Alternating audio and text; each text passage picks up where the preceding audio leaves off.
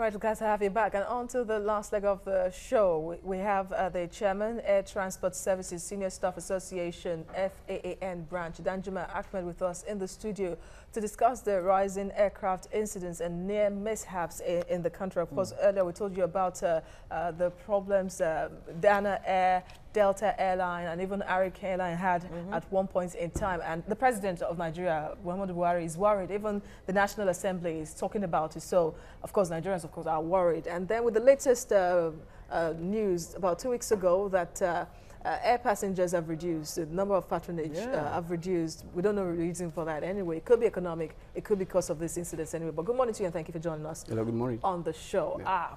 Should Nigerians be worried about all this? Well, at a point I can say yes, and at long run, no. Yes, because we are human. Okay. When incidences like this happen, naturally, you feel a little scared, and you don't like to fly. But the best form of movement is by air. Okay. So at the long run, there shouldn't be a reason why somebody should be scared because there is an air But with accident. these incidents, Nigerians shouldn't be worried? They shouldn't, because, like I said, we started this year on a very, very sad note. Unfortunately, because air accident has translated to a high level. Started from Russia, 76 people died, Mexico, 48, and Nepal, Kathmandu in Bangladesh, 40-something, Nepal, and it's very, really sad. Unlike last year, as we were narrating last time, that last year was the best, we hardly had any fatality in Nigeria. But we thank God, the Nigeria case is not that fatal, it's just a miss. To me, I don't think it should be a reason why somebody should be scared to fly.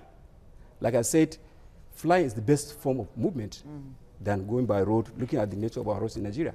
So to me, Nigerians shouldn't be scared of flying. Okay, but there are enough reasons to call for a total auditing of all the airlines in Nigeria, including the ones that have had this near mishaps or, closed shaves. What kind of audit are we looking at? What really should be the typical questions that should be raised when an audit, of airlines happens? Absolutely, yes. I think I commend Mr. President and the two chambers of National Assembly for requesting an audit on the airlines, particularly those who had issues. But over the years, I think mainly causes of air accident are human and technical. Of recent, the human aspect of it has been slightly reduced by the advent of technologies. Particularly, most of the airlines nowadays invented pilotless aircraft. I think some companies are even thinking of only landing and taking off will now be used by a pilot. Other movements will not be used. Totally automated. Exactly, yeah, autopilot. I think that's an advanced stage. But for technical reasons, these are issues that you cannot anticipate. There is no pilot or engineer that will fly an aircraft when he knows that the aircraft is not serviceable. Everybody lost his life. You cannot go and kill yourself because you just want to fly. So audit is very important, and checks are always conducted on aircraft almost on daily basis. There is A, B, C, and D checks. A checks is only mainly on daily basis. You discover that after flying hours, engineers come to the foot of aircraft, check this aircraft before the next flying hour. What do they check for? Well, I'm curious to know exactly what, what do you want to find out? Like the AIB is carrying out investigations right now on both Dana and even Delta. And some issues that we've, that have come out, like Delta Airline did not even report the incident. Not only Delta, Arik too is guilty of that. And I wonder how that is even possible in the first place, if the regulators are doing their job. Back to my original question. What should be the questions that the investigators should be looking at? Like in Nigeria, we have NCA and AIB that have cited with the responsibility of checking the aircraft. But that can normally is done when there is a report. NCA checks airlines on either quarterly or monthly basis, depending on the performance of the airline. But most of these cases are always well reported. But the airline itself have their own engineers that do these checks on daily basis.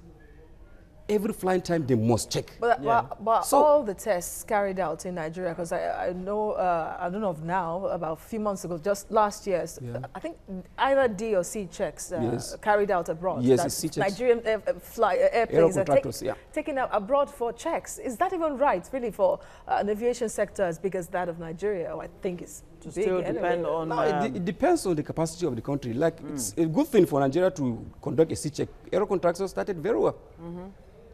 A, B are minor checks. C and D are the major checks. C check takes like 2-3 months. D check take about 6 to 1 year. So we don't have the capacity to do D checks right now in Nigeria. But C checks are being conducted by aero contractors in Nigeria, which is very, very, very good. Yeah. To us, if we can do A, B, and C, that's very good.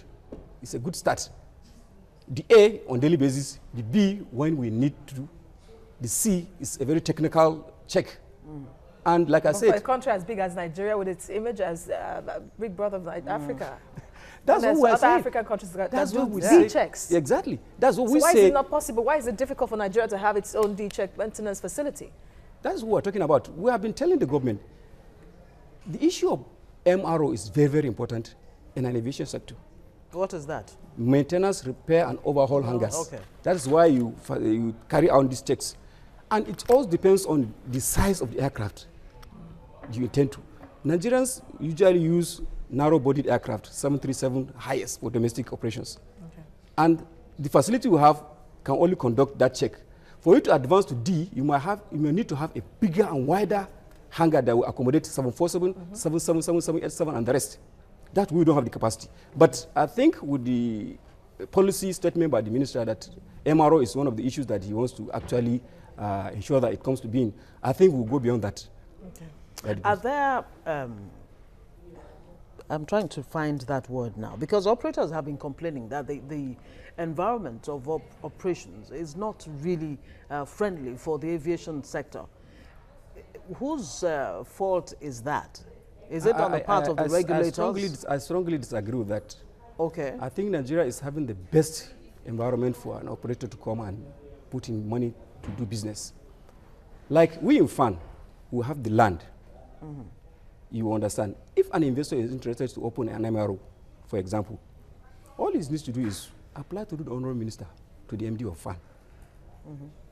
We have one already in Uyo. Some airports like Lagos here, Abuja, there are many hangars.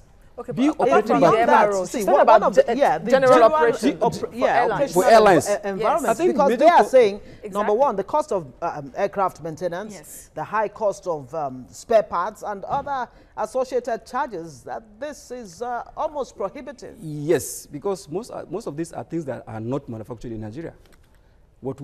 I think their demand mainly is for government to give waivers on some import duties on some of their spare parts.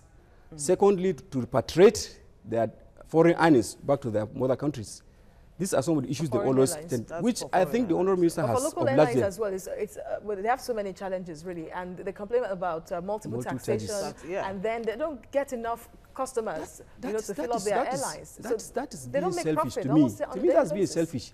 These taxes are statutory things. And it is applicable globally. There's no airline that can tell me he land and he will not be paid, he cannot pay for landing fees. There's no airline can tell me that he will buy food that he cannot pay for fuel surcharge.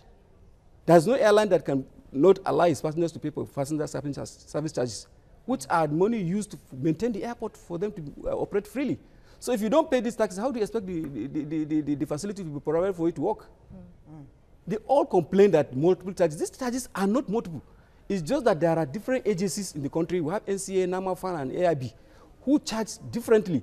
If these charges were to be pulled together and be charged at a point, then the agencies can now go and share it among themselves according to the profession. But is that possible? It's possible. So why is We have been lodging for that. We'll be asking government, cool, let us pull these charges together at a point. But another challenge we might likely have is that some agencies might not have a lot of charges. Like AIB doesn't have much charges. NCA have very few. It's FAN that provide the services more that has most of these charges. But I doubt very much if you're trying to say, look, the aviation industry in Nigeria has no challenges whatsoever. Of course, Is there it is possible? challenge. There is no. You want to say tell there us is no some challenge. of them? Exactly. Let's know exactly what these challenges are. so that maybe government I or think whoever should most can importantly fix them? is the economy. Generally. Okay. Because when there is no money in the hand of the public, there is no how you can fly. And when you don't fly, the airlines cannot get money. Then cost of doing business too. Because most of the spare parts are not domiciled here, you need foreign exchange to go and import these facilities. That involves money. Facilities too is capital intensive. For an operator to operate an airline successfully, he has to give like 10 years without thinking of profit. 10 whole years. Yes. But you wonder how come you still have so many people coming into the aviation sector. And how many are collapsing? How many are dying? So many have failed. Yes. So what exactly is the attraction there? That is the problem. You know, from outside, you think it's a lucrative business. But some are not even prepared before they get into the business. Majority of airlines, now when they come in, they take it as a personal business or one-man show. We have been begging them, march together. Form a very formidable team. Yes. But everyone wants to be a big man. I want to own an airline. I want my children to be flying free of charge. And they will die, naturally. Chanchangi went. Most of these airlines went. Way too many. And the same way, Even you see a proprietor of an airline running a business, you come to the checking counter and request for a cash to go and do another thing else.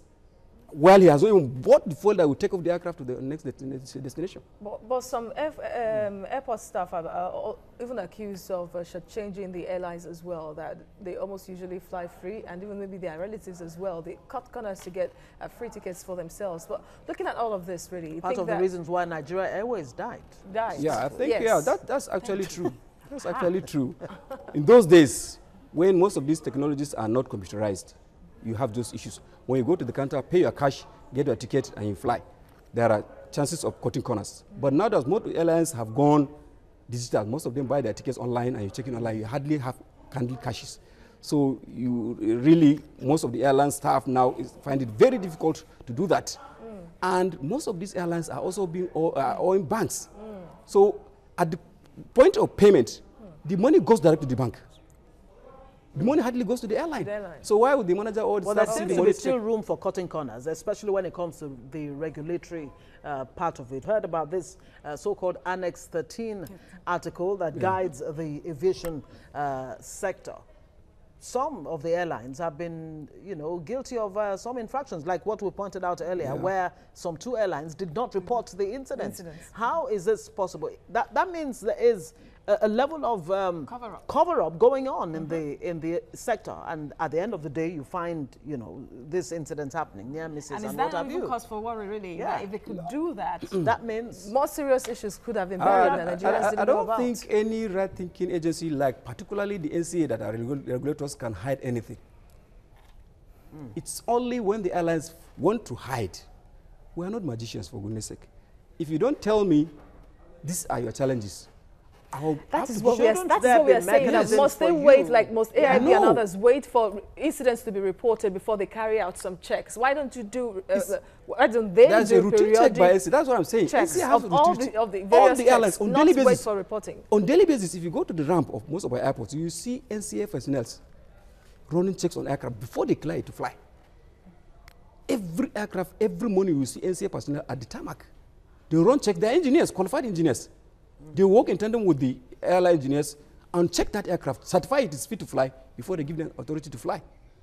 And in spite of these challenges, Nigeria has maintained or retained the US FAA, that's the US Federal Aviation Certification. Yeah.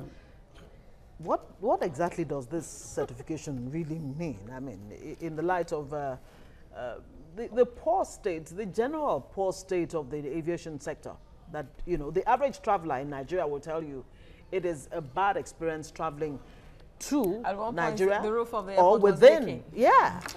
And then the rats at one point as well. The darkness that hits you, for example, when you get into the airports and all of that. The air conditioning system not working and what have you. Certification is not only for beauty of the terminal building.